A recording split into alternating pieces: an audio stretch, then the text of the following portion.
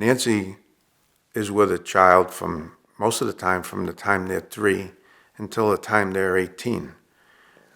She has kids for 15 years.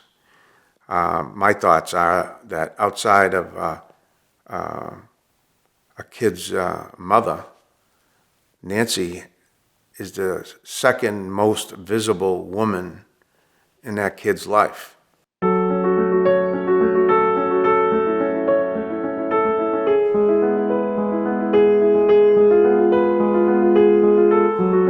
No school teacher, no one else that I know of in a kid's life spends that much time with that child. All of those families and all of those kids, all of that time, for all of those years, for 40 years. She is a professional. What's remarkable about my mom's story is that she really came from nothing and turned her life around. Ultimately, and I think that the reason why she's been so successful is because the reason why she does this. You know, she loves dance, but she most of all loves what dance can teach children. I think success is gauged on impact, and the impact that our studio has had in 40 years to the people and the families that have come through our doors. I think that we are one of a kind, and I think that my mom's studio is 1 in a million. What's happened in the last 40 years is just incredible. Even in the 10 years that I've known her, just seeing even the studio development, then it is mind-blowing. She's extremely genuine. It wasn't forced, it wasn't, and it was never about the business. It was definitely about family. Absolutely, Nancy changed the path of my life. I'm the person I am, of course, because of my parents, but also really because of Nancy. I grew up in that studio. It was hard growing up. For me, I never gave up, and she never gave up on me either. She created that space for me. She's changed my life with the things she's taught me. When you take it all in and you realize she's done amazing things, but amazing people do amazing things.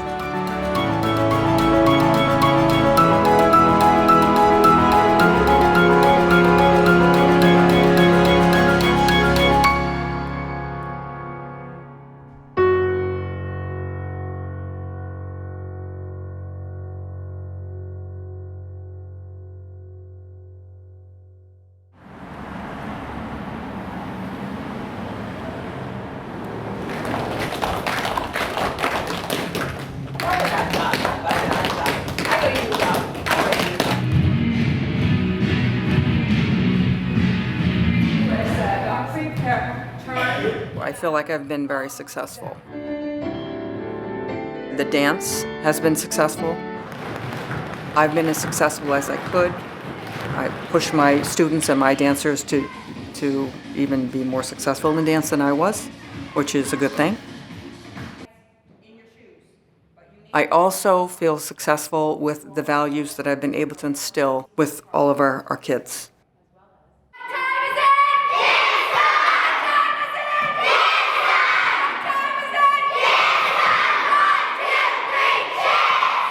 I feel like we just started the studio. 40 years, like it blows my mind. We've done a lot in 40 years. There's been a lot of people come through our studio in 40 years. I've known Nancy for a very, very long time, and her organization. I believe she started her dance studio back in 1979, and we started Star Power, which is the world's largest talent competition, in 1987. Now, she started with just 10 students. We started with just 11 cities, and we're now in over 300 cities worldwide. Not very many studios are the size they are. Not very many studios are as accomplished as they are. And when she comes to Star Power or any dance competition, she's a force to be reckoned with, without a doubt. They are a pretty amazing organization, to say the least. It's a pretty phenomenal studio. It's unlike anything or anywhere else I've been. It's family. It is, it's really, I think the only word is family. Yeah. I think it's very rare to find a studio like this. I think the fact that it's a whole family affair makes it probably, it's that special ingredient that a lot of studios don't have. A lot of people could settle and be like, okay, I've done that now and this is great and I'm going to stay as I do because it works. But Nancy has continued to evolve with it, and she wants to always make sure that her dancers have got the best opportunities, and she's always at that front making sure that they can do more and never settling. There's a thing that I see a lot online that says be the person that you needed when you were a child. I think that that's my mom. I think that she is the person that she needed growing up, and I think she tries to find the Nancys, the Nancy Chippendales from her childhood within our community, within our studio.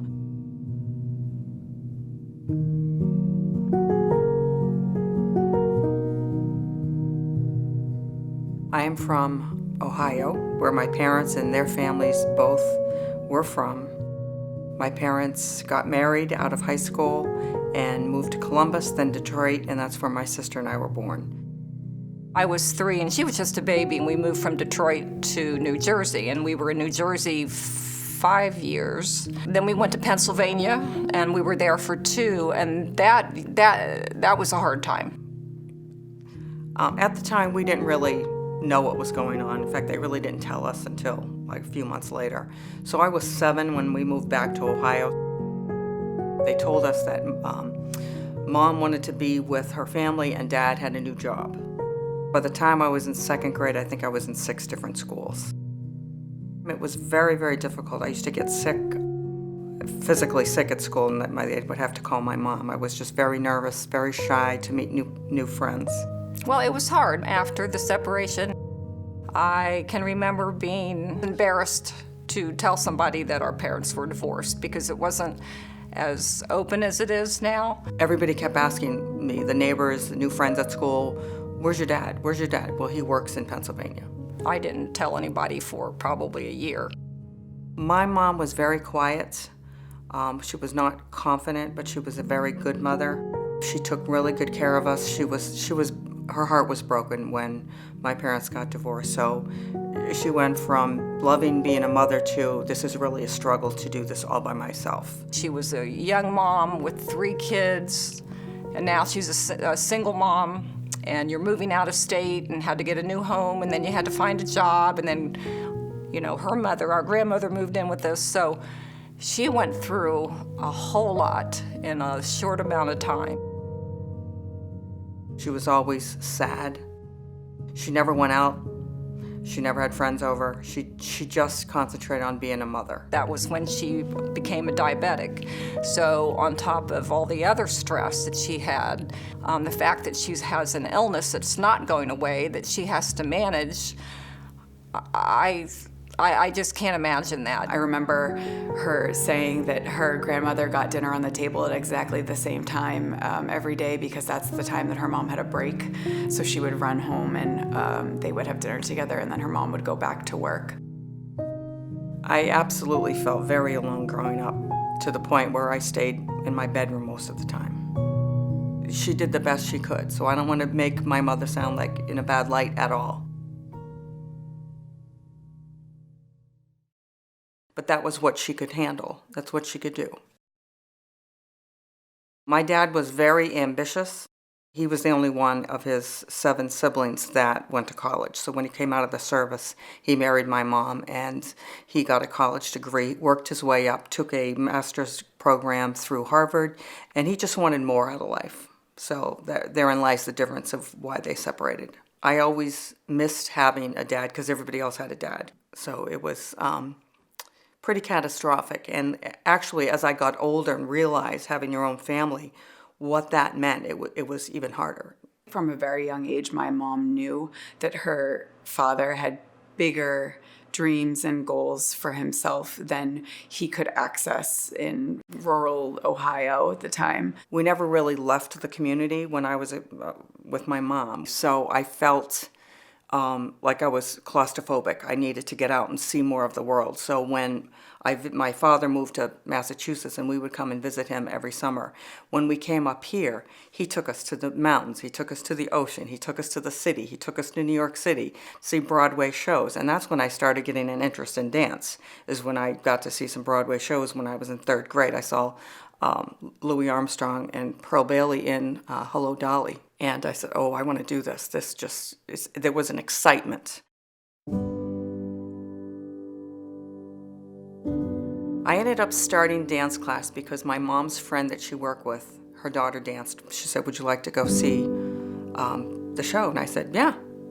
So my mom ended up taking me, and she said to me, would you like to dance? And I said, yes, I would.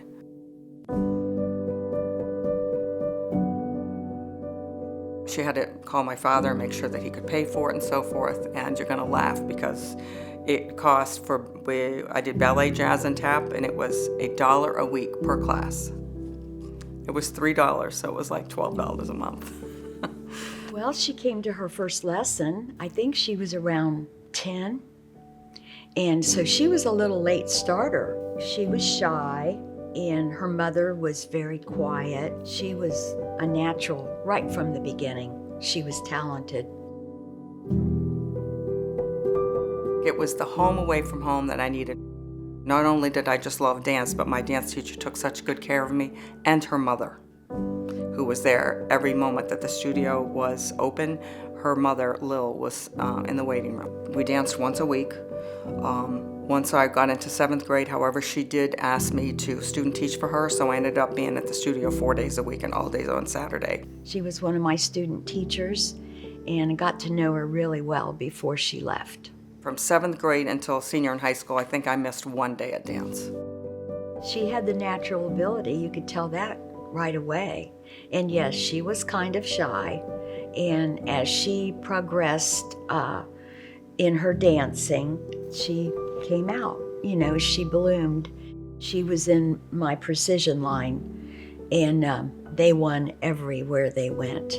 And there's never been another group like them. I fashioned them after the June Taylor dancers, and they were every bit as good.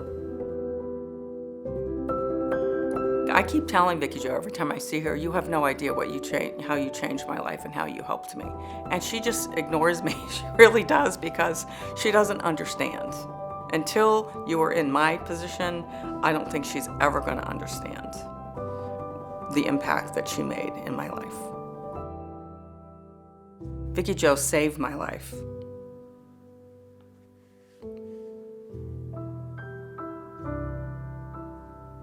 Because if I didn't have dance, I would have been in my bedroom. I would have hung out with the wrong people.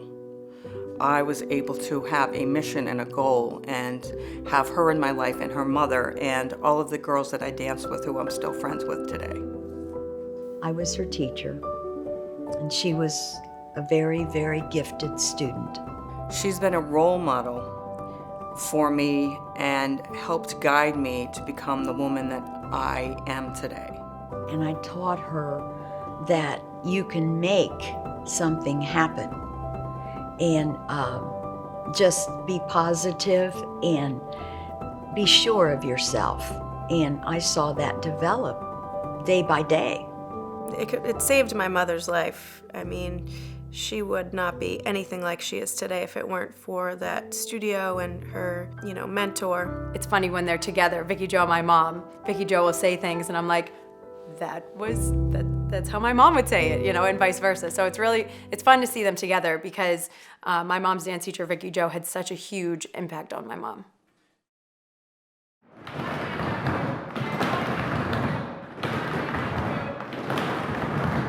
My favorite part about being a dance teacher is to teach young women and men to be confident through dance. And to be the best that they can be, and to be strong people, and to speak up for themselves, and use dance as a medium for developing themselves into fine young men and women.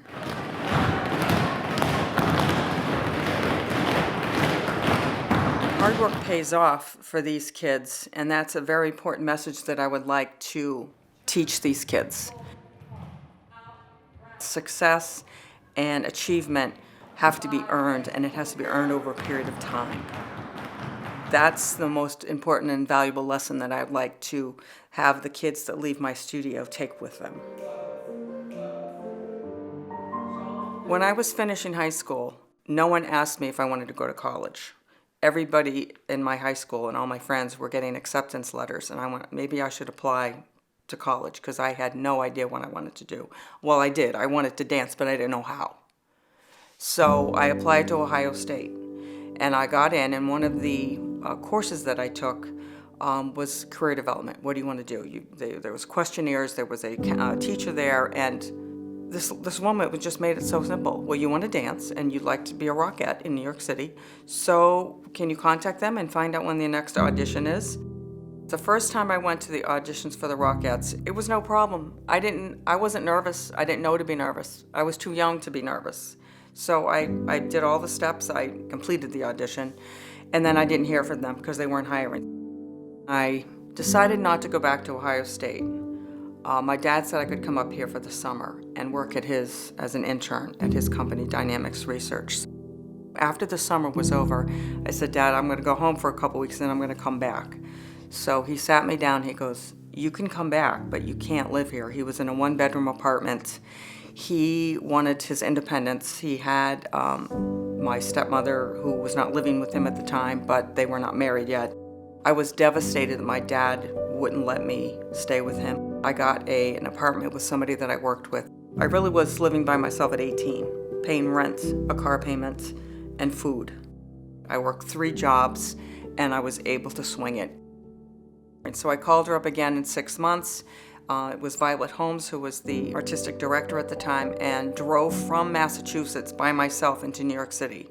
Parked, found the place, went in, had the audition. She said, I'll keep you in mind. Never heard from her. Did it again in 6 months, and that was when she said, okay, you got it.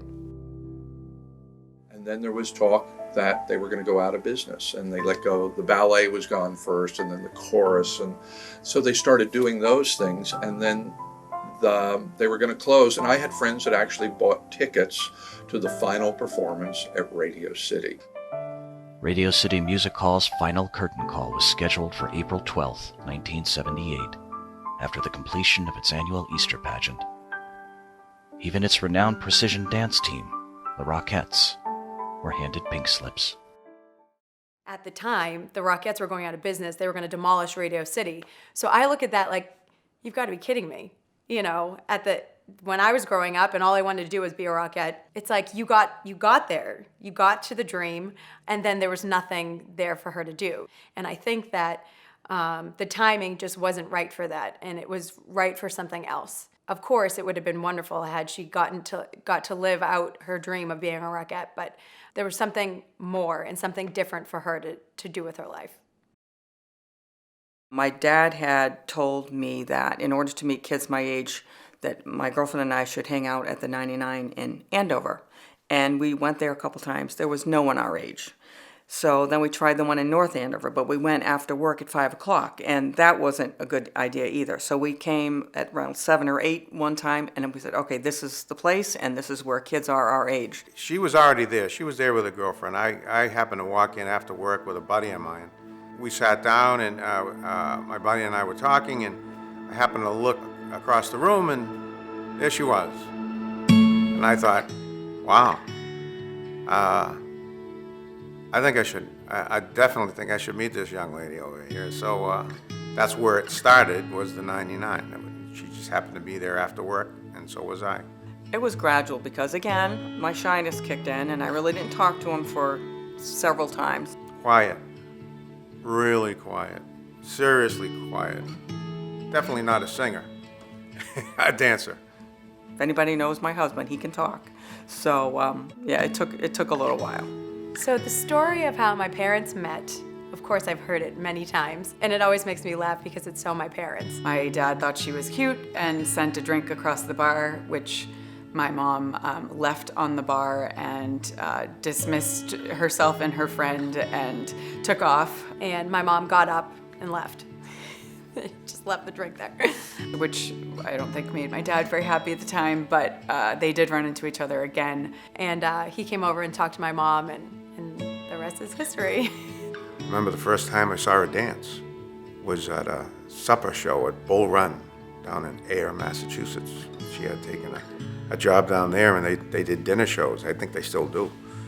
I watched her, And I thought, wow, she's pretty good. I was kind of, the deal was sewn up right there, I think. My husband and Bob were actually very good friends, and my husband said to me, Bob Carberry wants us to come over to the 99 and meet his girlfriend.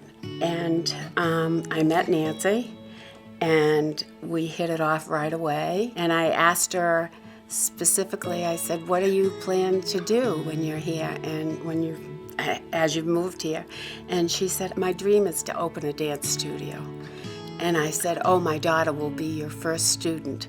When I realized that I was not able to stay with my dad and have him take care of me and use that as a crutch, I said, I need to go and do what I want to do. So I knew I didn't want to work in an office 8 hours a day. That's not what I want to do. All right, have fun. Yay. Work hard. Later.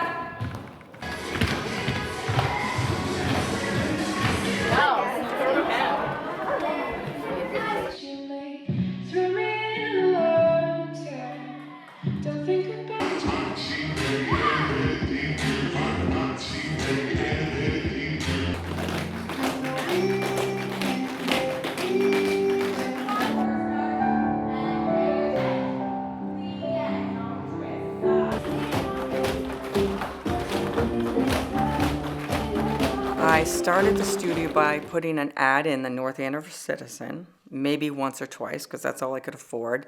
I found this hall, the Grange Hall in North Andover, that would rent it to me by the day. And I opened the doors, and we used our house phone, and people would sign up at home. And I opened my doors, and I had 10 kids that first year, and I was disappointed that I only had 10, but I said, it's a start. So from what I remember, we had gone there, my mother and I, to just do an observation and take a peek at the studio and see what it was all about. My family was transferred to Massachusetts from Texas. It was culture shock for a little country Texas girl. I grew up dancing, so Mom knew the thing she needed to do right away was get me and find a studio. So I started there, met a few girls at school and that took there as well, and she was kind of a lifesaver. That's where I had made some new friends because it's hard to move. I was 15 when I moved up there. My mom actually signed me up because I was really shy and I was afraid to be around people. I would always cling to her leg, so she wanted me to take dance. I started at Nancy's when I was younger and I just loved it. Rory, my daughter, was only 3 at the time, and I think, I was just thrilled that she was dancing. Just with 10 students, you had 2 3-year-olds, 2 7-year-olds. I had 7 14-year-olds, so that was a nice group. But it was hard to mix all of those different kids and ages together, and abilities, and so forth. There were no mirrors, there were no bars. We used folding chairs for ballet bars. It was hard, but I didn't know any better. I was proud. My first recital was actually at the same hall, at the Grange Hall. There was a small stage. I asked Bob, we were dating at the time, and I asked him to play the music for the show, which there was only like 15 dances in the show. She said, could you help me with my recital? I'm going to have a show. And she said, but I just need somebody, because I'll be backstage lining the kids up and getting them ready. I could really use a hand for someone who'll be on the other side of the stage to actually play the music. I made cookies to serve in between so the kids could change their costume, and I made all the cookies, and I actually served the audience myself. So this was a full house recital, complete with her own baked goods and coffee pot. It was a little bit different than the way things go down now.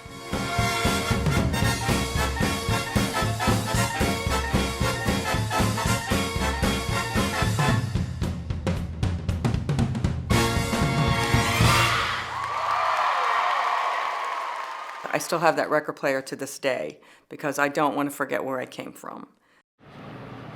From there we moved to First Street in North Andover where Amici's Pizzas is now, but it was just one of the 4 units in that building. It was very, very small, but at least we were out on the street. Studio B in our building now, our smallest studio is bigger than... We're twice as big as that. It was open on Saturday, and I think Monday after school. That was a big deal. Now she's open on Monday. Meanwhile, obviously, she has a full-time job. I have a full-time job. And the studio was just something that could grow.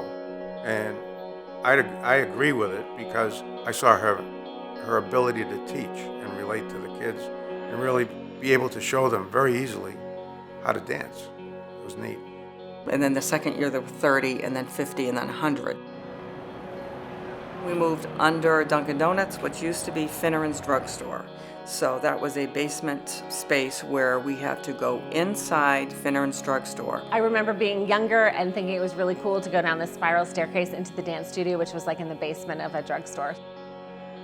And that worked out fine. It was a much bigger space. It was great, except for the fact that I couldn't use it unless the drugstore was open because I don't have a key to a drugstore. So this whole beam was not here. The studio was L-shaped, so it's all the space right here. The mirrors were on this wall here, plus this was all open here, so it was like L-shaped, and I had mirrors on this wall. And even down that spiral staircase with a Was- three-year-old and an Oh, infant yeah. carrier, I can't imagine. I know. And people did it. People did it. Did you I have a know. phone number here? No, I used the payphone that was upstairs. I did not have a phone. It still rang at the house. So I'd go check on your kids. I'd go to the payphone upstairs. And Betty worked with me at the time. She did the same thing. So she had kids at home too. And it looked much better than this. I mean, we wouldn't be doing any tumbling and acro and... No lifts. No lifts. Practice those lifts on your knees, please. And it grew. So I was able to see the progress and the growth and feel confident that I could be successful at this.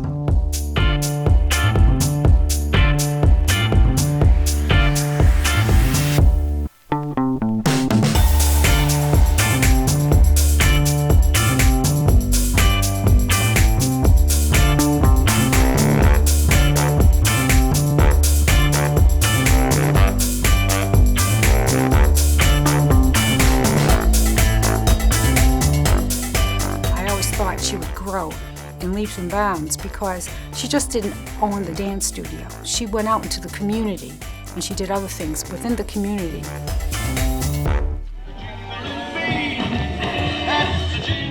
Her studio grew very quickly, I think just word of mouth, and people loved her, you know, and so it grew because of that. I remember when we were younger, my dad saying that the goal of the studio was to be able to pay for groceries. I remember saying to her specifically, you know, if you could ever grow this business to the point where it paid for your car, that would be a success, you know, with the cost of having a car.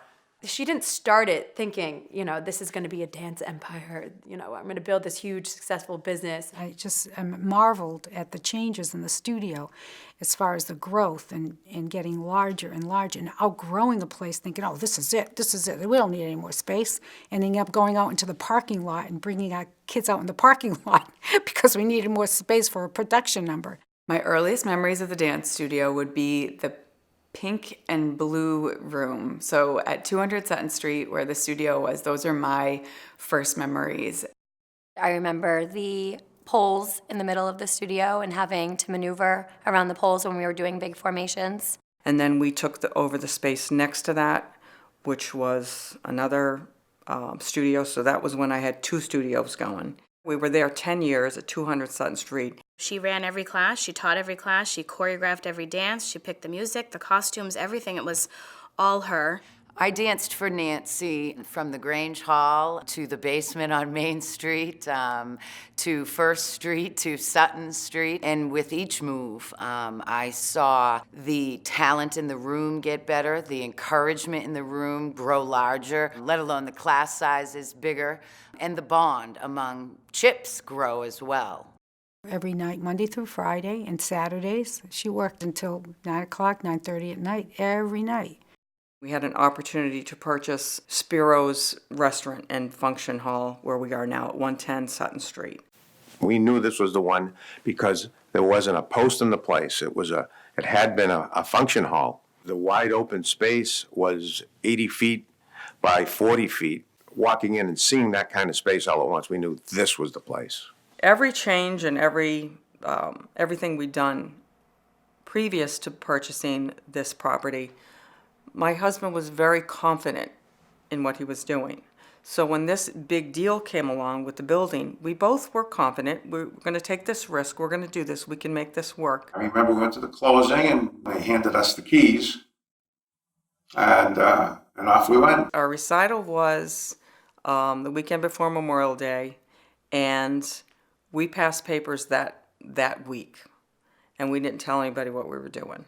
She called me and said, "You have to meet me somewhere, and you cannot tell anyone."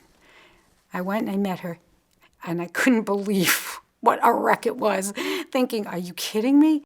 It was so ugly, and I thought to myself, no one's gonna want to dance here. Like, this is the ugliest building ever.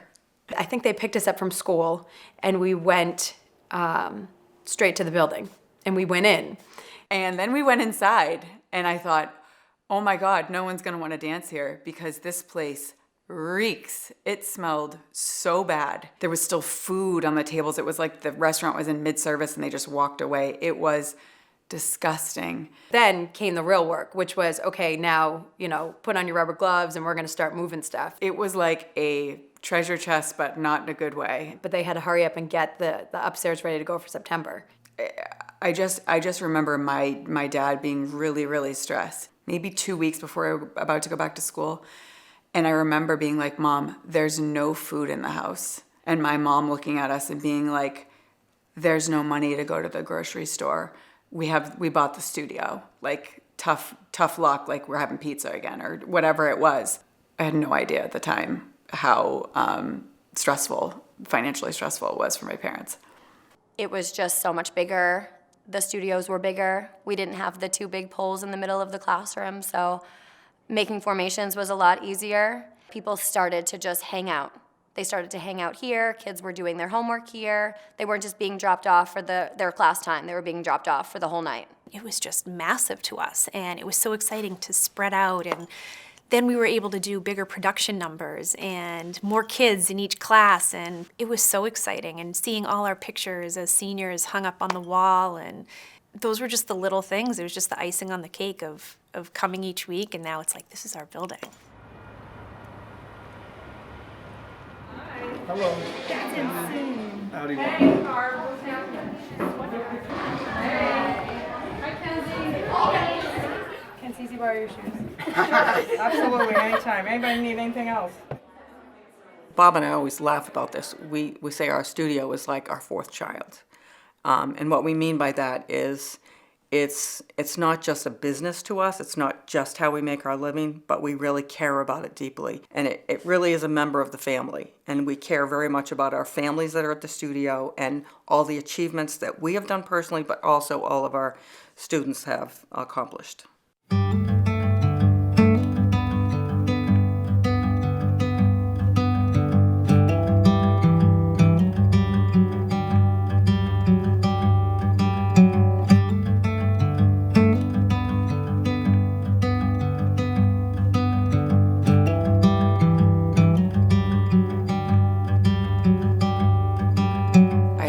So important to my mom now because I think she didn't have family growing up. Card go with that? Hi, Kelly. She really warmed up really quick and to my family, and I mean, she's a smart cookie. She saw something of value there. She really enjoyed that whole family life and life with a family around. And that also may have helped her form what our family became. There was really no difference between Nancy Carberry, the mom, and Nancy Chippendale, the studio director, or the dance teacher. She has her compassionate and considerate and soft, loving moments just the same as she has her stern and strict and disciplined moments too. At home, she was just as tough on us as she was at the studio. It was in a kind and nurturing and loving way, but there were expectations, and we had to really pull our weight in both places. I felt very overwhelmed running the studio and being a mom at the same time, and I felt a lot of guilt. And when I talk to my kids about this, they say, "What are you talking about? We felt like you were always at home, or we were at the studio." But, you know, it was fine when they were babies. I was home with them all day. But when it was time for them to start school, they got home from school and I would be leaving for work. I was very stressed out over that, and it bothered me a lot. But I also knew that that was what we had chosen. We made an investment in this, and I had to keep going with it. But it was hard. Being one of her first students, being here since the beginning, I mean, we watched her, you know, bring these children into the world. They grew up here. And so I think just seeing her, not only as our dance teacher, as a mom, as a wife to Bob, she got to know everybody. She treated us like we were part of her little family. She wanted friendships too. And Mr. Carberry, do you have any words of wisdom for us this morning? I guess not. She is the quintessential mother. That's what she became. I think by being such a great mom, that also helped her business as well. She's mom to all these kids. That helped her actually find her method of teaching, as a mom would. You can't miss, you know, you can't call in sick. There's no one there to teach your class. You'll have a room full of kids sitting there staring at the wall. And my mom didn't miss a day for, I think, 25 years. She did not miss one day, did not take one sick day, except she always says, to give birth to Karen. That's it. She never took any time off, ever, okay? And if she did, it was because the death, I think, of her father. She took a day off, or 2 days off, and that was it. And even with the birth of a child, you still come and you still get it done. And you walk on stage with her to say, here I am, I still did it.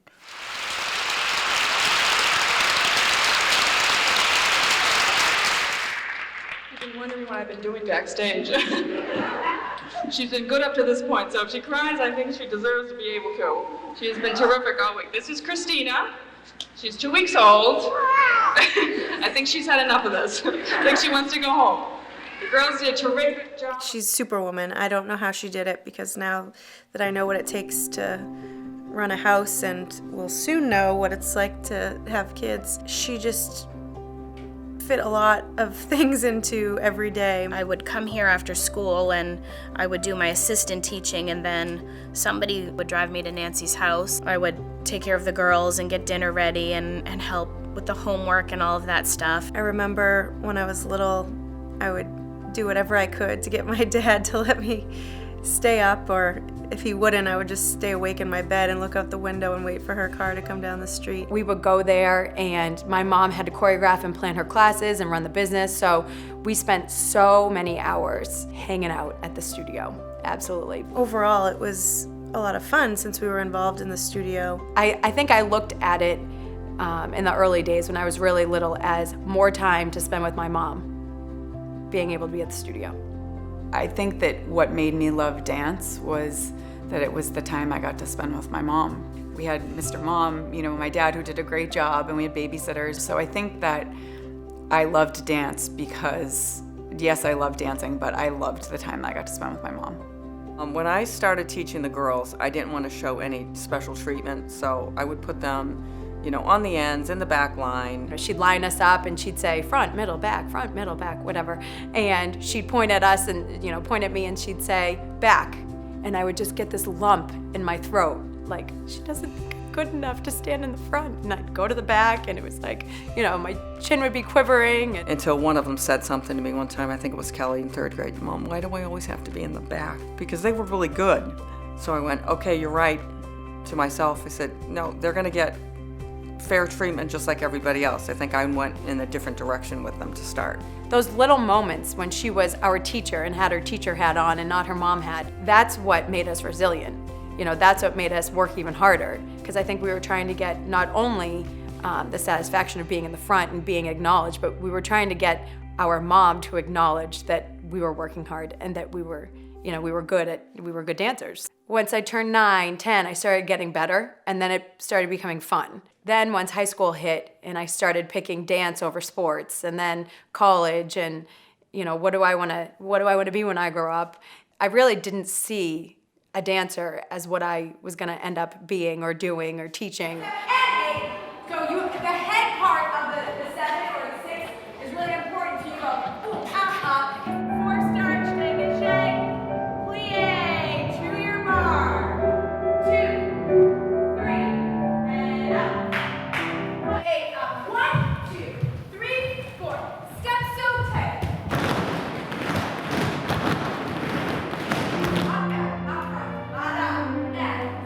Together, jump. Yeah, ready, here we go. All three of my girls are very smart in school and they got good grades. When it was time for them to go to college, we wouldn't let them major in dance. We wanted them to go out and do something different. They actually tried to get the 3 of us to do anything other than work at the studio because they didn't want it to be their decision for us to work there. They wanted it to be ours. I never thought of me having the studio and having the girls with me.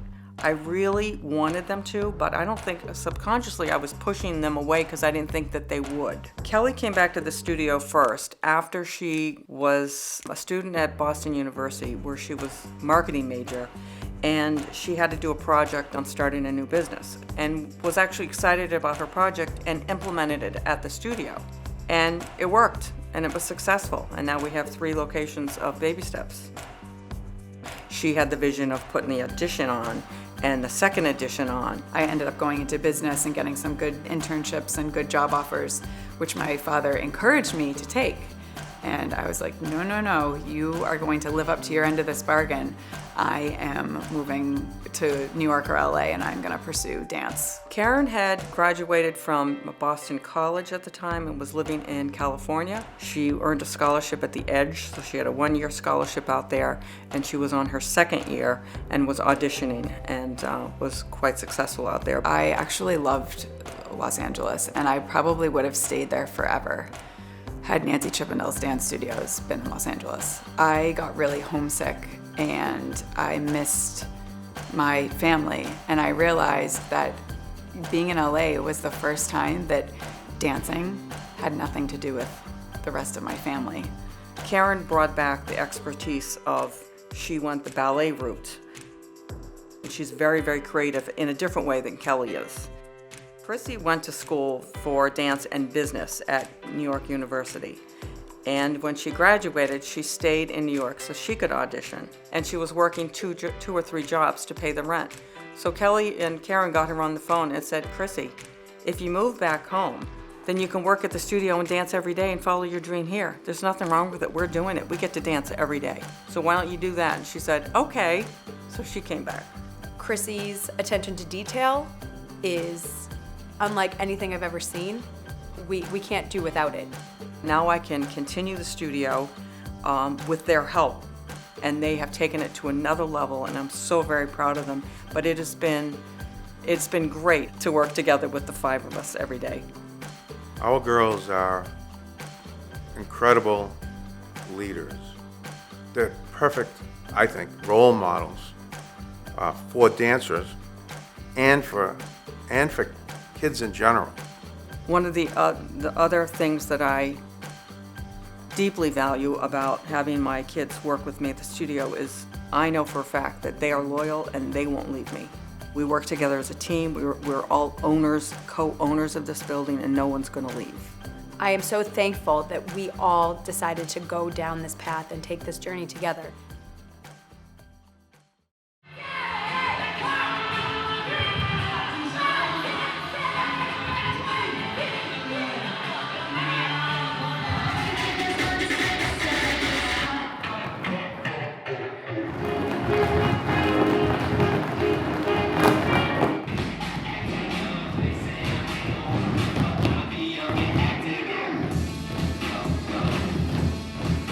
Competitions were not always around. Competition started when my kids were dancing. So like around 1990, I think we started our first one, and nobody else around here was doing competitions.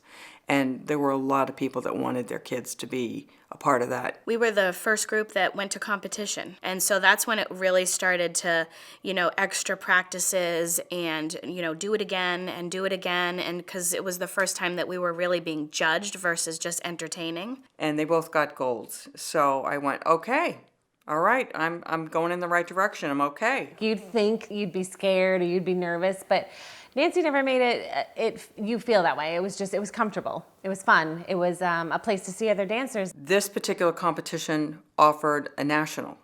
That was going to be in Virginia Beach in July. So I said, does anybody want to go? And every single person signed up to go.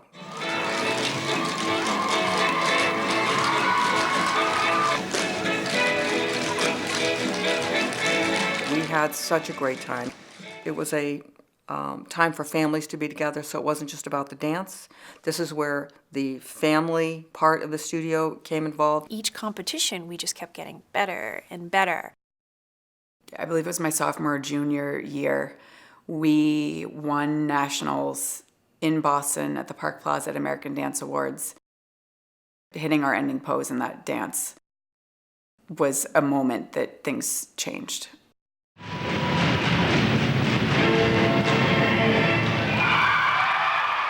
I'll never forget that one single ending pose. It was honestly one of the best feelings I've ever had as a performer. That was the first time that we really won something that big, and it was something that monumental. That was a milestone in her years of teaching. This was a different level because you're seeing the best of the best from all the different studios in our country. So it would change the intensity of the teaching, but the intent was always the same. I wanted kids to be accomplished, to be confident, to succeed, to be the best that they can be, but also to have fun. I'm very excited because it's going to be a bigger competition than what we've had in the past, 2 weeks ago. So I'm very, very excited for that. I was proud of you first time out, but now we've got to clean up our act and not have so many mistakes, okay? 5, 6, ready, end. Finish out. Ba-da-dum-ba-ba-da-da-dum-ba-ba-da-da. Those are nice and easy and slow. Ready, go. Step it up. Burn!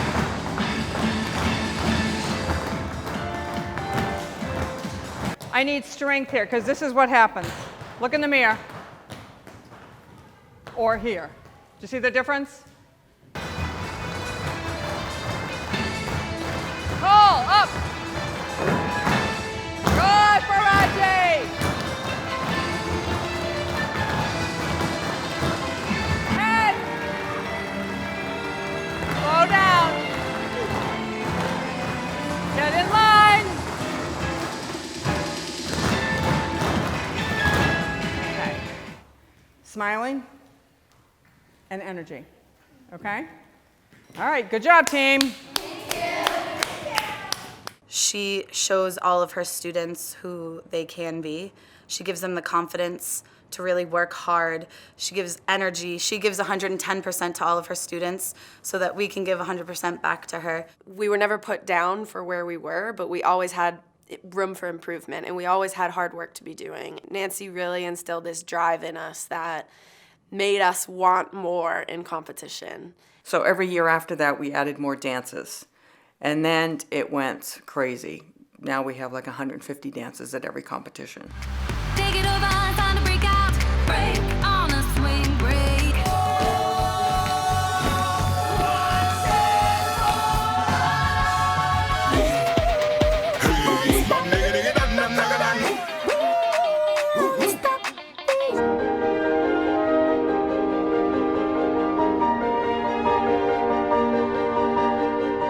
We got better and better. Each graduating class comes back and they look at the ones younger than them going, oh my gosh, they're so much better than we were. But that's been going on for 15 years. Star Power National Talent Competition has really benefited by having Nancy Chippendale and her organization participate because they bring a high level to our program. You know, a lot of dance studios in America kind of avoid good talent, where Nancy, she wants it. She strives for it. I can remember just a few years ago, they went all the way to the West Coast in Las Vegas to compete against some of the best studios in the country. At this point, I would say we are a pretty elite school when it comes to our competition team and how they score against studios from all over the country. When the Chippendales come to a Star Power or a Star Dance Alliance event is an honor, because the respect that that studio commands in the country is amazing, and just to have them participate in an event like ours is truly an honor. It's amazing to me to watch my girls compete. I can't get enough of it. I love seeing their personalities come out on stage. I love seeing their teamwork between them and their friends and how they work together. When they nail a dance, The joy. yeah. And there's been some really good dances that you just kind of get there and you get choked up, you know. And even though you've seen the dance a couple times, you know, you get choked up. Though nothing will drive us away, how we can be heroes just for one day. Just watching not only your own kid, like I said, it's a big family. You've been watching these other kids grow up with you and watching them dance. The song choices and the costume choices make it easy to say, that's what I want my kid in. Yeah. The most number of dances we had in 1 year was 35 between the three of them. The most number of, the way I would do it would be by costume. So the most number was 34. It tells you maybe what a wing it will be. We had 34 costumes. It was insane, but at the same time, you have such a great group of families around you. The significant time, commitment, money, whatever, it's the joy of seeing your child perform. And it's the joy that they have performing. So my girls constantly say to me, "Are you crying again?" And I'm like, yes, I am crying again. And I can see the dance 50 million times and I'm still gonna cry because it's beautiful. Somebody will say to me, you know, have you ever added up all the money that you've spent? And, you know, it doesn't matter. You know, I've joked to Nancy before and said, I go up to the attic and look at all the costumes up there and I think, there's my summer home. You know, I knew that they would probably, dance will always be in their life, but it wasn't something they were gonna major in. And again, that question came up like, you know, why? You know, why are you there? Why are they there 5-6 days a week? It's hard sometimes from the outside to realize that they get so much more than dance. They've learned time management, and they've learned being a team player, and they've learned how to work to be better than the person they were the day before, not better than the person who's dancing next to them. Being a dance student at my studio teaches more than just dance. So one, especially with the competition team, one is a part of a group. They have to learn teamwork. Oh, no. Put it down, do it again. Yes! Perfect! Even when you don't feel like it, to work with somebody that you don't maybe care for. Those things are all values that they can take with them through the rest of their life, and they're skills that are needed to be successful in their jobs and in their communities and their family life.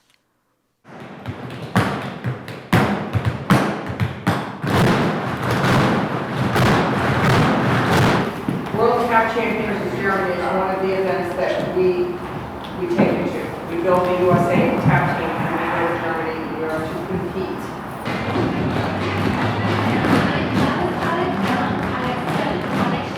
We got involved with the International Dance Organization through my good friend Bill Fowler, who owned a studio in Boston.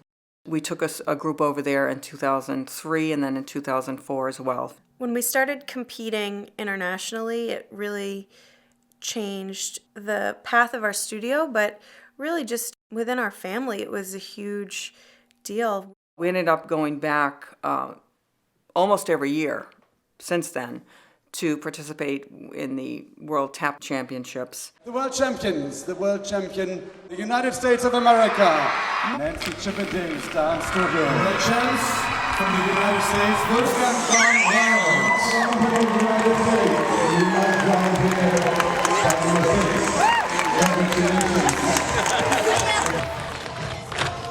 The champion comes from the United States of America.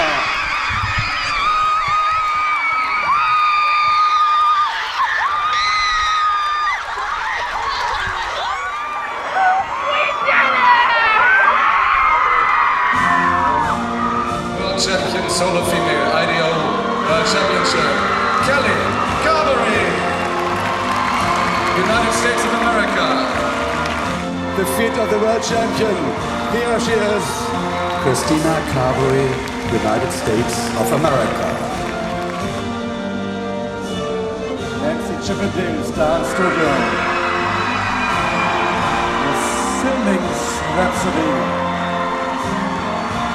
Auf Deutsch stehen Rhapsody für Drillinge.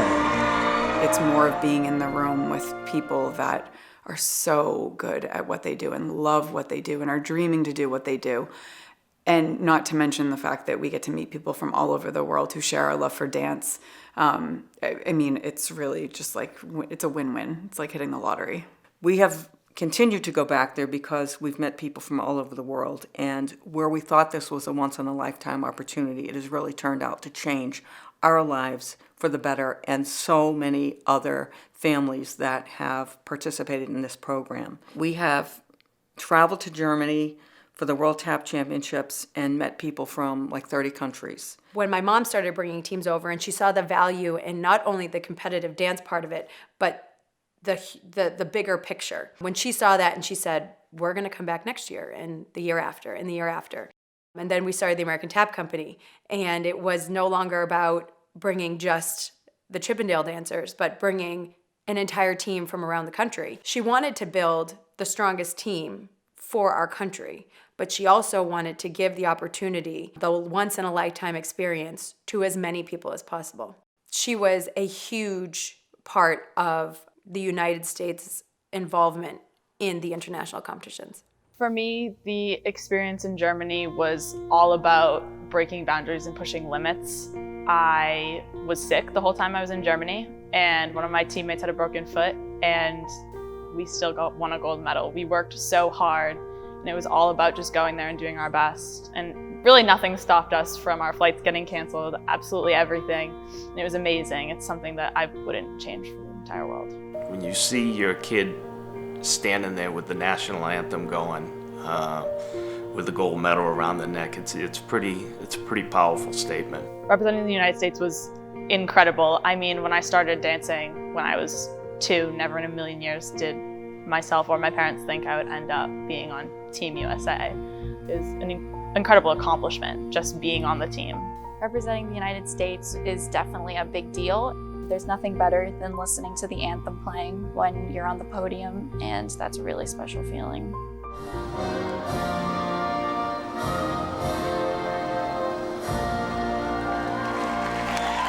Congratulations and bravo. Getting to see, Shayna was the first one with her trio to win a gold medal. So to see her standing, I'm gonna get emotional still about this, but to see her standing on the podium while the national anthem played was,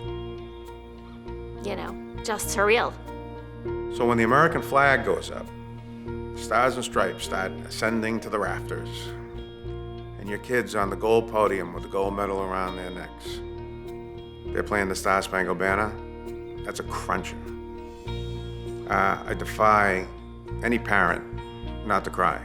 I think it's great what she's managed to do with the United States team, because I've just gradually seen it grow, having been at the competition now for 10 years.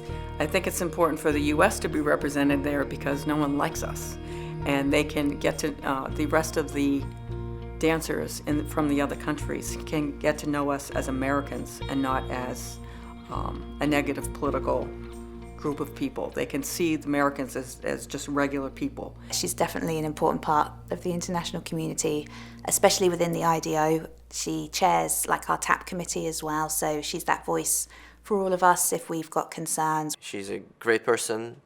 She's helping the TAP community in Europe and USA. We are supporting her and she's supporting us. It's amazing. The Brits have come here. Joe Scanlon, my friend, has been here in my house at least 20 times. I've had the Swiss kids here, I've had Italian brothers here, I've had dancers from Mexico, Canada, Ukraine. I have Alex from Ukraine living with us right now and working at the studio. That would have never happened if we didn't participate in this World Tap Championship. Of course, it's because of the influence of Nancy, because she's doing the festival, she's doing Tap United, and she's bringing a lot of people from Europe to USA, and it's a huge, big opportunity for us and honored.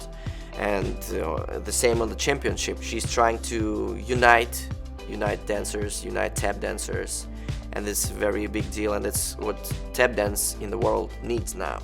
Dance United was actually our festival. It was just our workshop that we started 20 years ago just with our students. And then we started the exchange. So Dance United was really started by accident. We do it to bring people together and not as a business venture. But it's important to me because, like I said, we've changed the lives of all these people. We have people here from like 25 different countries, and also we've had people here from 25 different states. So not only are we bringing the Europeans together with the Americans, but we're bringing the Americans together. I've been lucky, I've been really fortunate. Most of my dance training has been in America, and then to be able to have the opportunity for my dancers to be able to experience that as well was really important. It just was like the perfect way. Oh great, they can go and train, but what they're going to get is something so unique. The main idea of Tap United and Dance United is to unite the different cultures, the different kids from different countries and continents. Everybody can go at the same time, at the same place, and understand that we are all tap dancers, we are all the same, and we are united. I feel like our family has done a lot to bring the countries together. The European dancers got to know each other at my house, at my studio. They're all friends now and teach at each other's studios. And I think the whole thing just brought everybody together. And so outside of our festival and our studio, they're all getting together and meeting new people. And I'm bringing more Americans over there and more Europeans over here as well. What Nancy has done and put together overseas and internationally is incredible. It's an amazing, amazing week to see kids from all over the world who don't even speak the same language. It's really, really incredible, and it's so much bigger than what my parents ever intended it to be. I'm so grateful it happened, and we just want to build it from there and make it bigger and better so more people can meet, network, and be friends with each other from around the world, because I think that's what the world needs right now.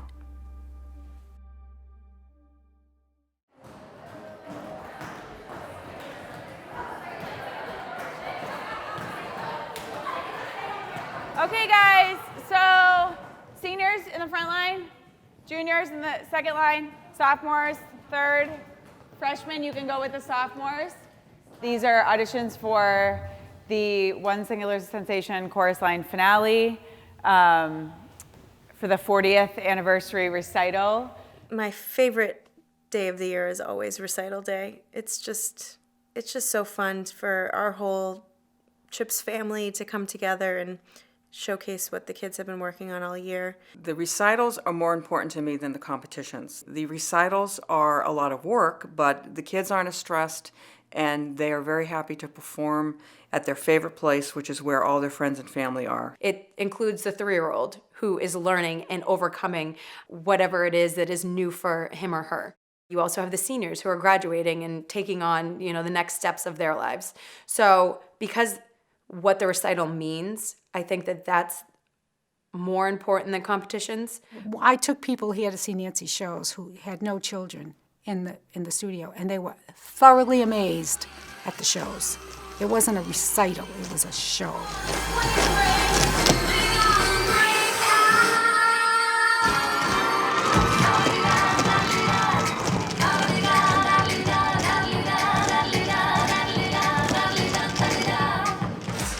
We have 23 spots on the dance line, 23 people fit in the kick line, and we have 21 seniors.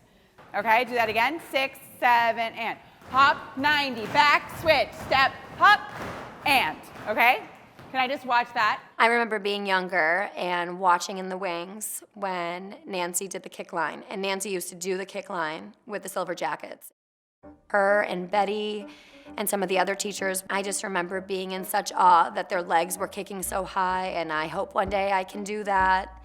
And then being able to put on a silver jacket with my best friends at Recital, that was priceless.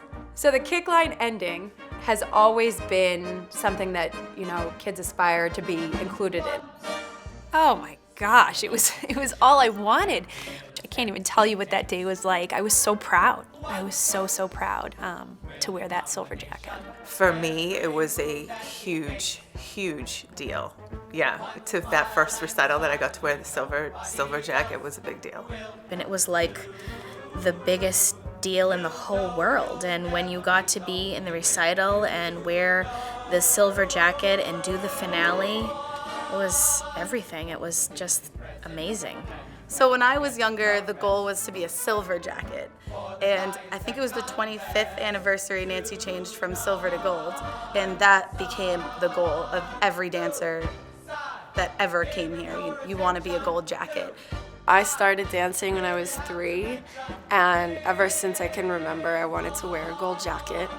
And I wanted to be up there on the Collins Center stage doing the gold jacket performance at the recital. I remember the feeling of when I finally got that gold jacket on stage. It was like all my goals, all my dreams for dancing had come true in that moment. Maddie could never get enough dancing. So I just had the video camera on, and as they were normally doing, dancing in the living room, she was just in awe of these girls in this, jacket doing the kick line. And so right in front of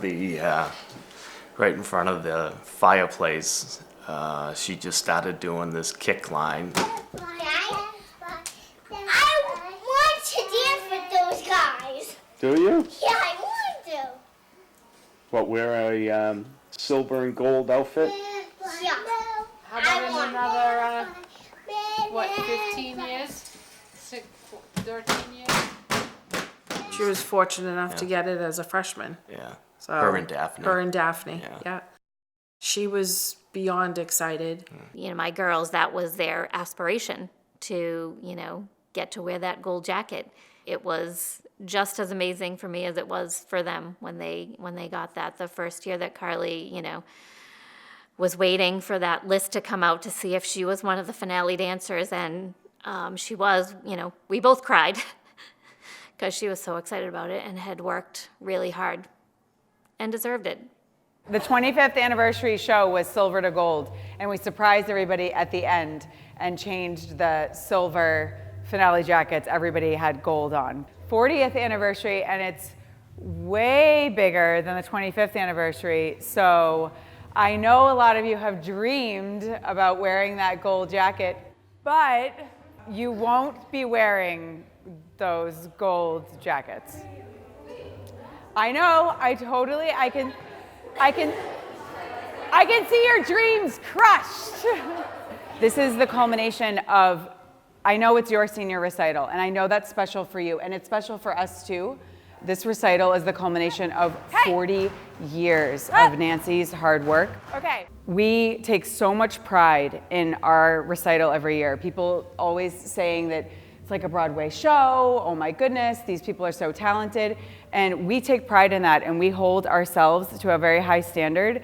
I need a few, and I need a few alternates. So yes, and yes. And then alternate. What's really cool as I watch this is that these kids don't know that they're the first class in the history of our studio in 40 years that the entire senior class is going to be on the line. Fingers together, everybody. All your fingers together, including your thumbs. Very nice, everybody. We're gonna be at the Collins Center like in the snap of fingers, and you're just gonna not believe how quick this is all gonna go. So be present, and when we're in these rehearsals and we're doing this finale, like just take a second to realize like that this is happening. That's what I wish for you as seniors, that you don't get bogged down in the every day you're coming in going, I don't know what to do, I don't know where to go, wherever you go, you're gonna be fine. Because you are smart, intelligent, confident and prepared. Nobody else will do. You know you'll never be lonely when you know who. Hold it in a present and you can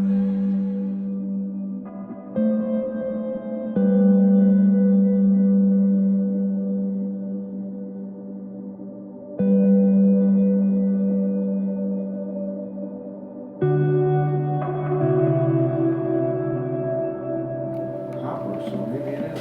Maybe they can have this. Yeah, shower. I came in here once when it was.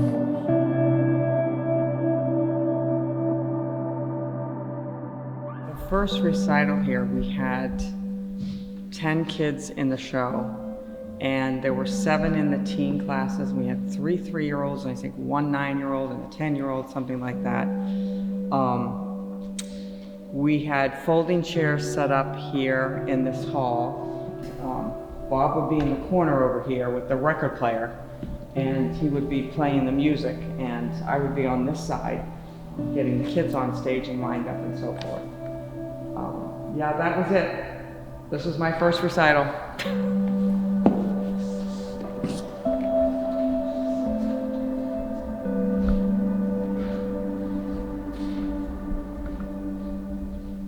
So after working for a year, I was saved up and I was able to purchase this. It was $365, and it's a dance record player, which means that it was sturdy enough to withhold the vibration from people dancing on the floor. We'd have this set up with the speaker out front here, and I would be off stage, stage left, and Nancy would cue me from the door on the other side of the stage that they were ready. I'd put the record on, start the music, set the speed, and off they go.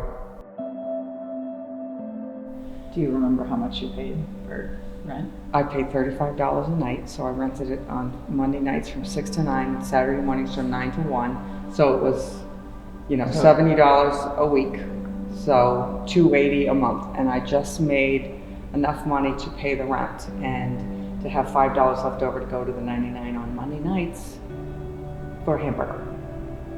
Do you remember, like, year 2, how many kids were in the recital? I think we had 30 kids.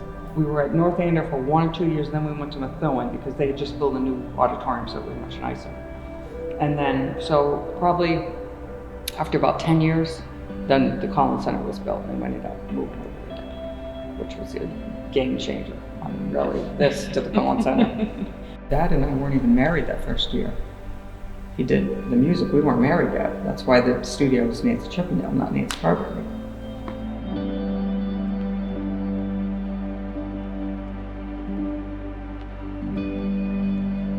And I was here. You were born my second year. So you were pregnant with me when you were teaching here, and then when I was born, this is the studio that I would have come to. Right. And the kids would say, like, our kids now, we should have a field trip. If they walked in here, we're like, okay, let's put our opening number on stage. Like, there are 40 kids in that opening number. They couldn't even all stand up there. They couldn't even do their solos up there. No. Especially with the poles there. Those weren't there. I love that it started here. Like, now everybody thinks that everything has to be shiny and new, and like that's not real life. Like, this is real life.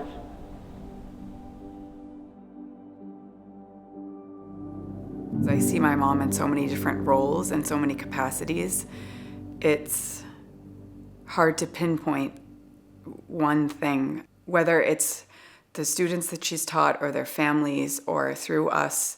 I think her legacy is to be a helper, to be an includer, to reach out to people and support people who may need support. I'm just overwhelmed that I would, after such a sheltered childhood, that I was able to push myself up out of this, whatever you want to call it, and make an impact, have so many people in my life in such a positive way just because I liked dance.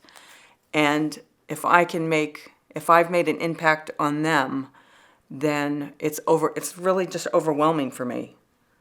If I have made an impact and have so many people that do love me, it's overwhelming. And I feel like that's success. It's so much more than the dance. It's so much more than the dance what Nancy does. And I tell this to all the new parents that are coming in. I'm like, don't worry about the steps. They'll come, or the turns. She has been more than just a dance teacher for me. Nancy always fostered a sense of belonging among all of us, a sense of we all deserved to be there. We all deserved her attention, and we all deserved her love. It was this feeling of you just wanted to be here because you wanted to be with her, and you wanted her to know that you loved being here. Even when she was, tough and strong and wanted you to get it right, she was fostering that sense of family, that sense of belonging, that sense of sisterhood. She's had a huge impact on every single one of those girls' lives, but I think especially she knows the ones that need a little bit more of her, and she's able to give that to them. If it weren't for Nancy taking a chance on the kid in the back row, I don't know where I would be today. Nancy has given me the confidence to be whatever I want to be in life. She gave me the confidence of writing that college essay, getting into the school I wanted to get into, and being able to see that I can be a teacher. I can stand up in front of a room full of students and have the confidence to teach them what they need to know. For me, I was always, it was hard growing up, being in school, always being, the one that was dancing, not doing what everyone else was doing, or the norm, or whatever that is. There was never I don't want to go to dance, If it was ever I didn't want to go, it was more of society saying I shouldn't or couldn't. You know what I mean? So for me, it was trying to figure out, she just made it an easy place for me to dance. It was somewhere where I could go and, be who I wanted to be. And she made that possible for me. I would say that my parents' divorce and my mom's accident all happening around the same time, absolutely Nancy changed the path of my life. When I think I was 14 or 15, my mom got into a really serious car accident, and she shattered all of the bones in her foot, and she was laid up in bed for probably 2 years. She couldn't move. Right away, Nancy and her family, and really all of the moms at the studio really stepped up and were there to help me out. When I was going through some hard times with my parents, Nancy was always there. And when I was going through some hard times with when I was a young mother, Nancy would always be there. Nancy even offered me to, move in with her briefly, just so I had a safe place to go. So Nancy's always been there for me. For sure, she changed who I am as a teacher, as a mom, as a woman, because I had such a strong mother figure, woman figure to look up to, and absolutely my life would have been so different. She definitely paved a path for me. In all honesty, I learned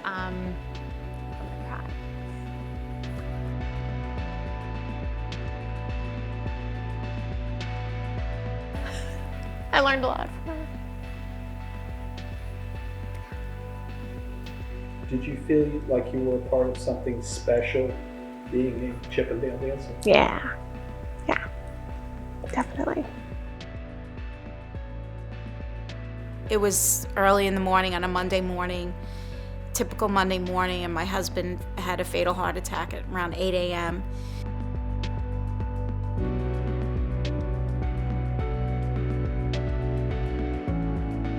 And because of social media, my daughter put it out there on social media. One of the dance moms calls me out of the blue and said, "Is it true what happened? And I want to tell you that this is 9:00 a.m. And I said, "It's true, and I need people here now. Please call Nancy and get as many people as you can."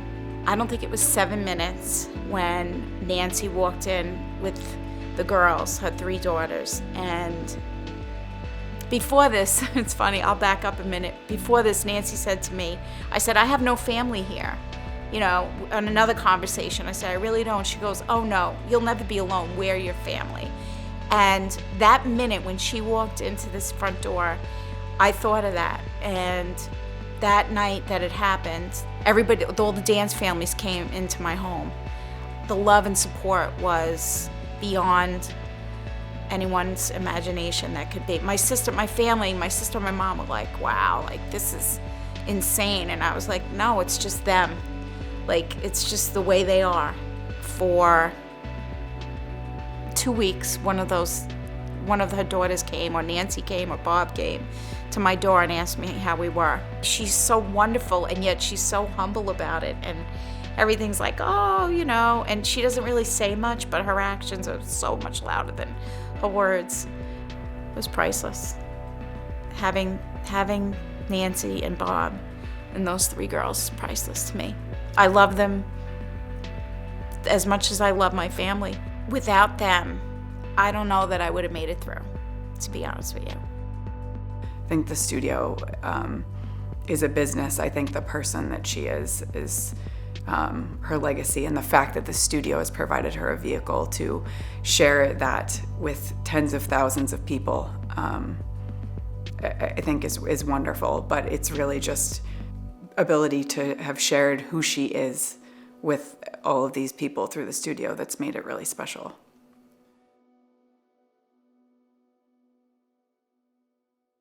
So for the 39th recital, we wanted to try to make it a name where we could put, you know, the number 39 in it.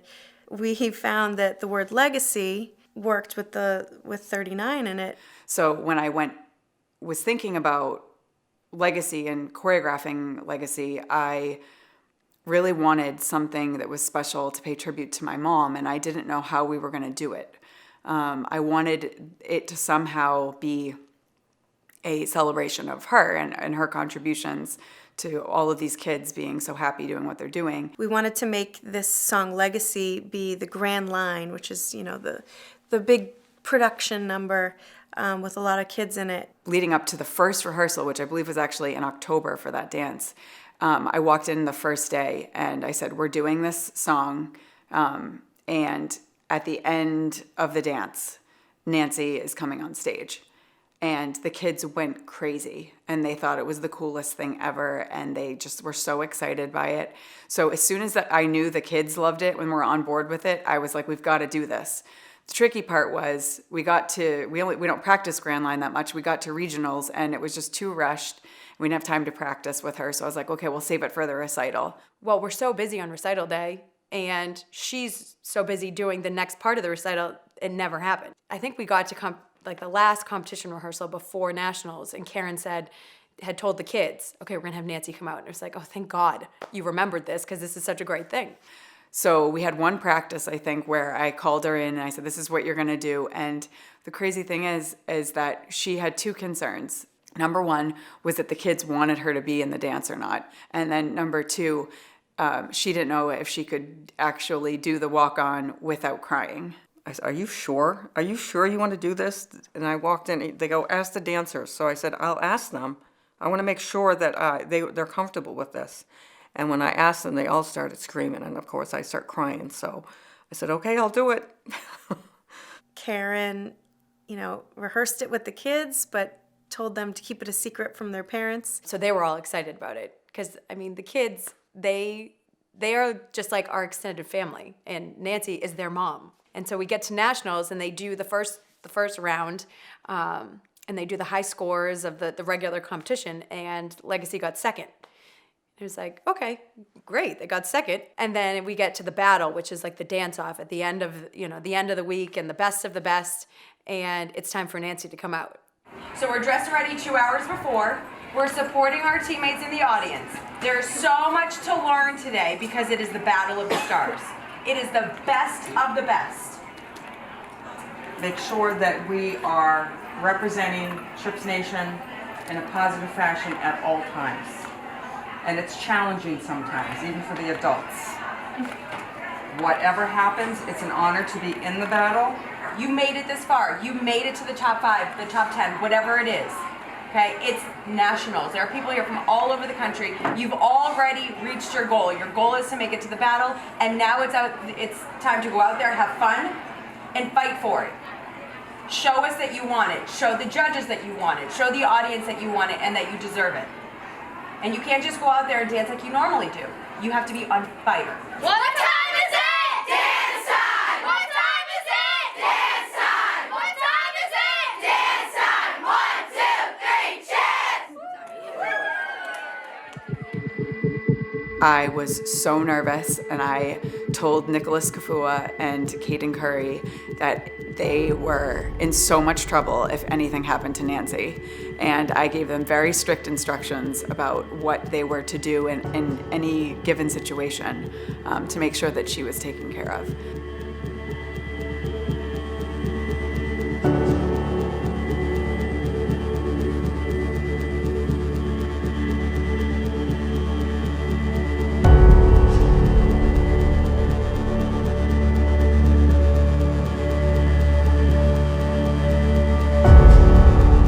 This next routine is in celebration of the studio's 39th season. These dancers dedicated to celebrate with a production. Legacy, the impact that one person can have on the world could never be underestimated. Not only has she taught them dance, she has taught these dancers to stand tall and proud. She has always said, walk through life happy and dancing. The dancers wanted to dedicate this dance to Miss Nancy. Now let's finish it like we always do. Here comes Legacy.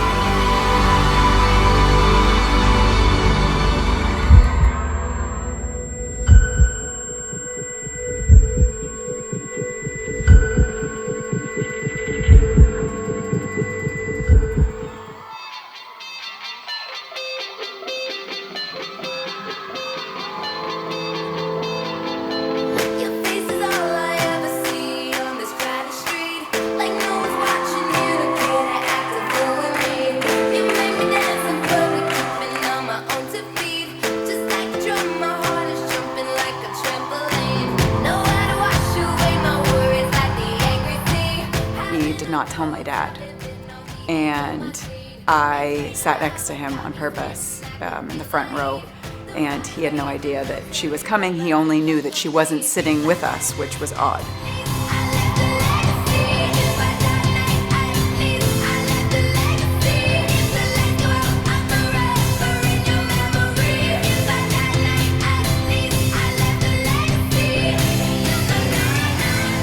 It's really cool to see teens and preteens celebrate your mother the way you celebrate her.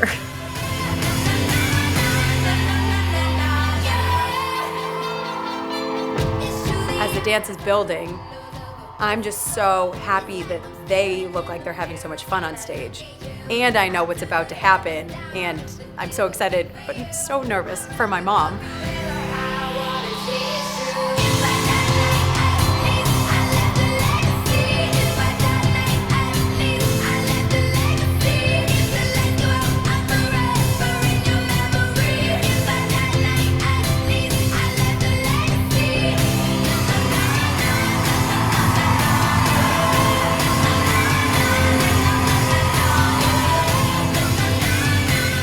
I felt their energy, and I felt energized by the whole thing, and I couldn't wait to do it. I couldn't wait to get out there and do it. I wanted to make them proud of me. No one's watching, you don't care to act a fool with me. You make me dance in public, tripping on my own 2 feet. Just like a drum, my heart is jumping like a trampoline.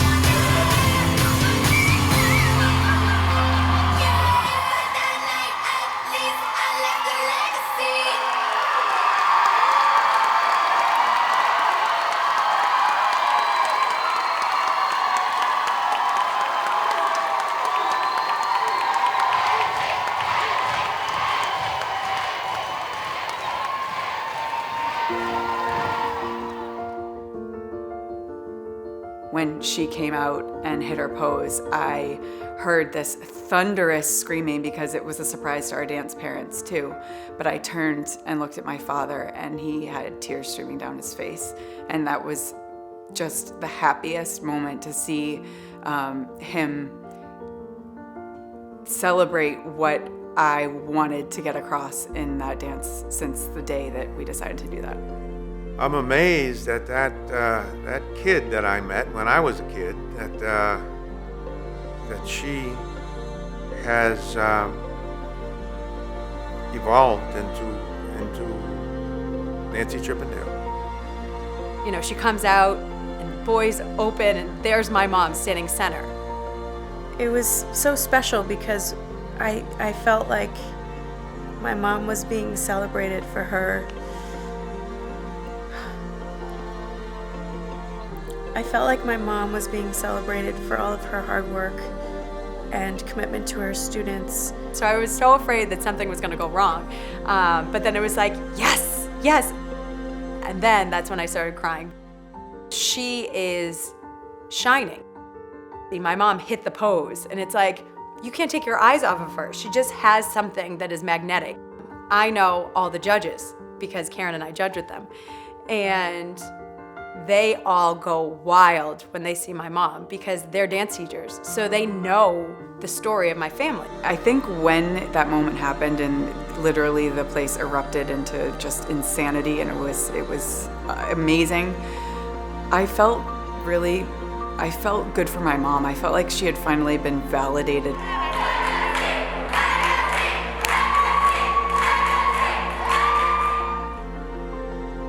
It sounds so silly, just walk out and hit a pose, but it was really, really an honor for me, and it was overwhelming because I could feel the cheers from all the people in the audience, and it wasn't just our studio people. And of course the judges are sitting right there, and they know us, and they started crying, so I was trying not to cry on stage, but I was very overwhelmed to be able to do that, grateful and honored to be able to do that with the students.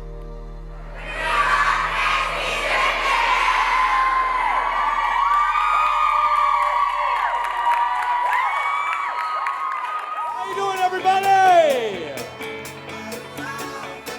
Are you ready to find out how you did today? Star Power is going into its 32nd season. And I have to tell you, one of the most remarkable moments in Star Power history, when Nancy Chippendale, and I can't even count how many kids, took command of the stage at the Mohegan Sun. The entire audience erupted. Her parents, who have such respect for her, the kids went nuts. It was insane to see this happen. What a memorable moment in the history of Star Power. We already experienced all the happiness we thought we could from that performance, because for us it wasn't about the trophy, it was just about that moment of celebrating my mom's legacy. I went in thinking they got second, they're gonna come out with second. And they announced, you know, the winners of third, and they announced second, and it wasn't us. And I'm always looking at it like, ugh, you know, how is this gonna not go our way right now? Victory Cups are probably the most coveted award you can win in the dance competition industry today. And I'm really proud of that. To win one of those cups, they don't go out easy. Our final award for 2018 here at Mohegan Sun. I want to thank all the moms and dads, grandparents, aunts and uncles coming. It's been an amazing week. Parents have been great. Teachers have been great. Here we go. The Victory Cup, the banner, and the $1,000 certificate. The Grand Line Victory Cup winner today, 12 and over, will be Legacy.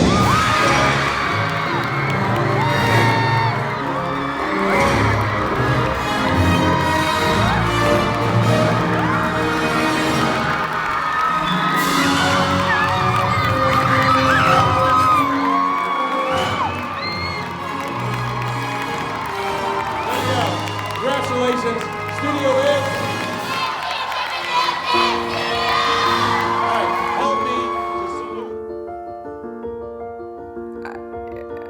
was a that's right, as they should have kind of moment. And I don't say that in a bragging way. I just say that in a very proud way, because it was such a good moment for our studio. It had nothing to do with winning. I think those victories are very important. It teaches us to work hard, to do things for the right reasons, to do it correctly with the right values and ethics and morals and so on and so forth, but to be good people.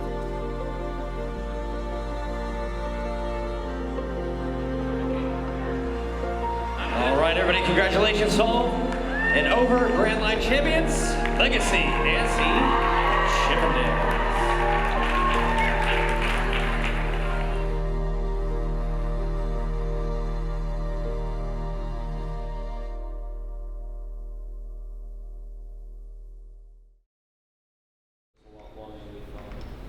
Did you get extra help? Yeah, I only managed to get one person. Nothing is even close to walking into the Collins Center on the first day of tech rehearsal for the recital. I remember as a little kid, that was the first stage that I danced on. And I remember as a little girl going into those rehearsals in the theater with my mom, and I was probably 4 or 5 years old. I can't believe 30 plus years ago, almost 40 years ago, I was standing on the same stage, and I remember, and it's recital, like you can't, by hands down, it's the recital. Recital day is really important for my mom because it's a culmination of all of our hard work and the hard work of the dancers throughout the last 9 months.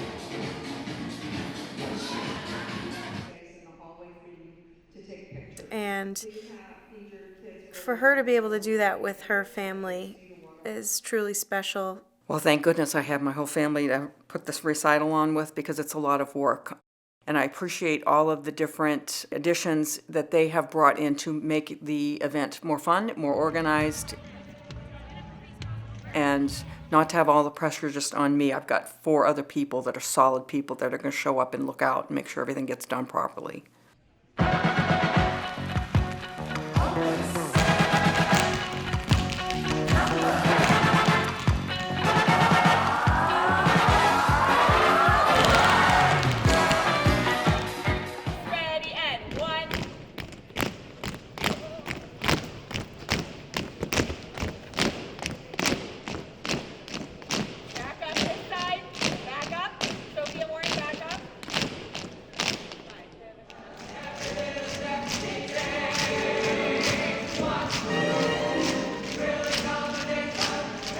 Will you sing it with me?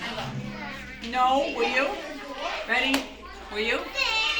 Sing, sing our song, sing out loud, sing it strong.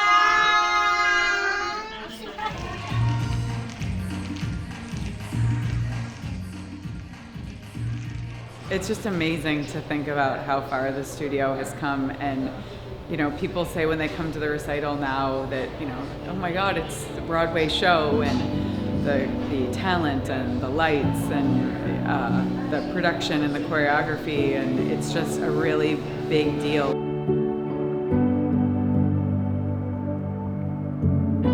We see like 5,000 people come through the Collins Center that day of our recitals, and another, 1,000 or so people in New Hampshire.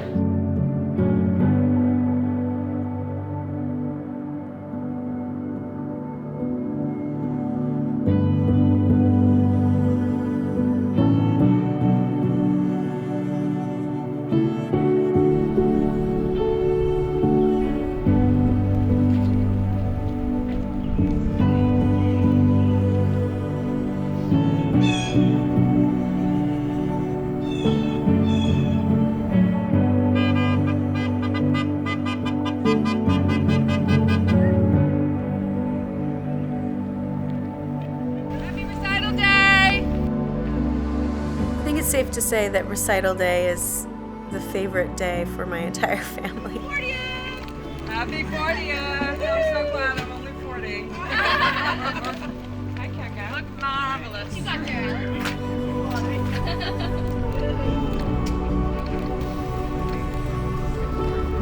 It's in the theater where we've always done it, and I can remember going to the Collin Center as a little girl, and there's just so much nostalgia that comes back when I walk through those doors.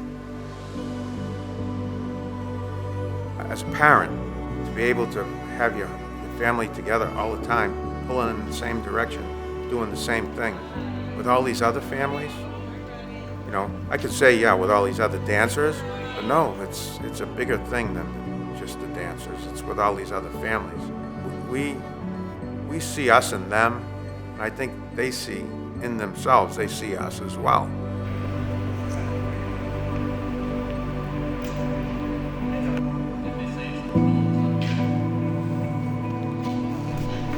Hi, Nick. Hi. Happy recital day.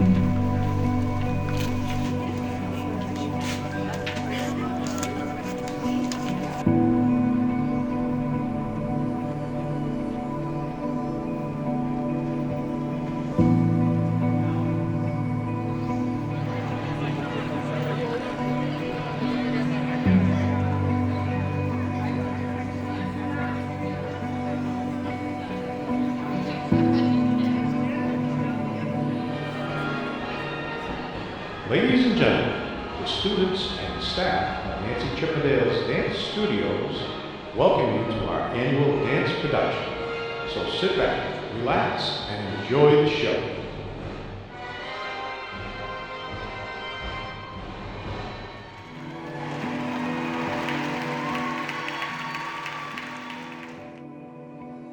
I remember sitting at my graduation from Boston College, and Tim Russert, who was at the time the host of Meet the Press, was our keynote speaker. He said at the end of his speech, all of these accolades and achievements will only take you so far in your life. The only thing that will matter in the final analysis is that you were important in the life of a child. And I remember thinking to myself, how many of these people can sit here and say that they've made an impact on tens of thousands of children?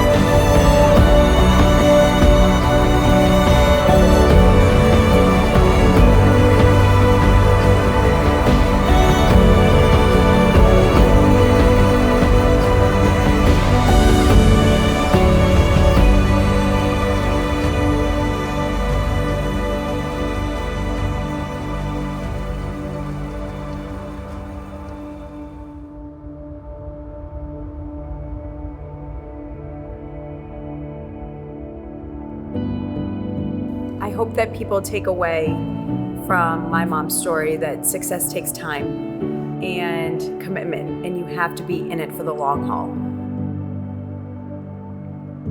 It was passion and hard work alone that brought her to where she is today, and I hope that that's a strong takeaway. I love her. It's as simple as that. I always have, and I always will. Those girls are so lucky, those boys are so lucky, and they all know it, and they will know it more as they grow up.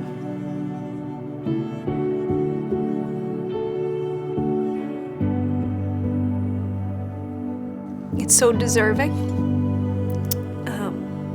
I feel such pride and feel so proud of her.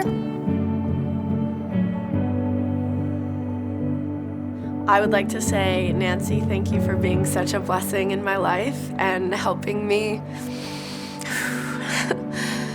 become the person I am today. I'm so grateful. So thank you. My mom is a true embodiment of the American dream. An incredible woman, incredible mother and wife, and a good friend. And so she deserves everything today that she has. And I'm glad I was here with her to see it grow. I'm very proud of her. I don't think there's anyone that I know that has a legacy like that. I don't know anyone who's been that important to so many people. She's touched lives all over the world. Not just here in North Andover, but all over the world. I don't know. I've known Nancy since I was 4 years old, so to think of my life without Nancy is, I don't know how that would have turned out. Anyone that has worked with or danced for or been involved with Nancy has definitely been touched in one way or another. Even if you only danced for a year or 2 years, Nancy Chippendale stays with you, and her lessons stay with you. She's blossomed into this graceful woman that gets what she goes after. It just comes from within her. And that's when it's natural and it's not put on. It's like before and after, there's such a change but yet it's the same person. The after Nancy was there all the time. It doesn't take money, it doesn't take fame, it doesn't take exceptional ability, talent, luck. It's none of that. One person has the power to make a difference. One person can make an impact, and one person can do it from nothing. And that's my mom's story. I would have ever thought that the dance school would have gotten to this size. It's just a testament to everything that she's done. So yeah, I'm proud. We'll talk about her all day long.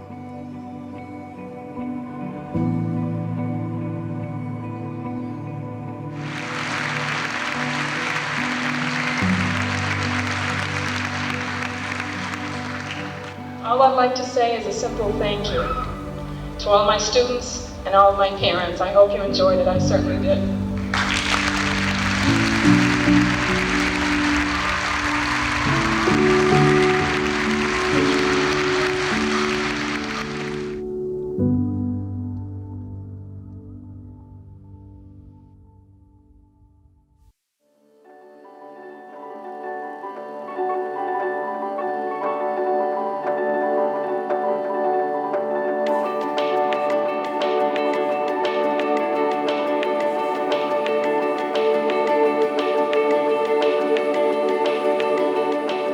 We do a little time step at the end that I stole from Gregory Hines off one of his television shows. I think Bob came up with it. He would watch us do the finale, and then I would come out and say thank you to everybody and introduce staff, and then the curtain closed. It was like this big finale, and then we kind of just go, eh. So he says, why don't you do another dance? And then we found this one where we could just do something fun, where everybody could join in. So we've done it for probably 30 years. We call it the Gregory Hines, and I always say, let's finish it like I always do, because I did it a couple years, and then people said, that's your tagline, that's what you say before you do that last dance. And they said, you got to keep doing that. And I said, okay, I'll keep doing that. So finish it like we always do.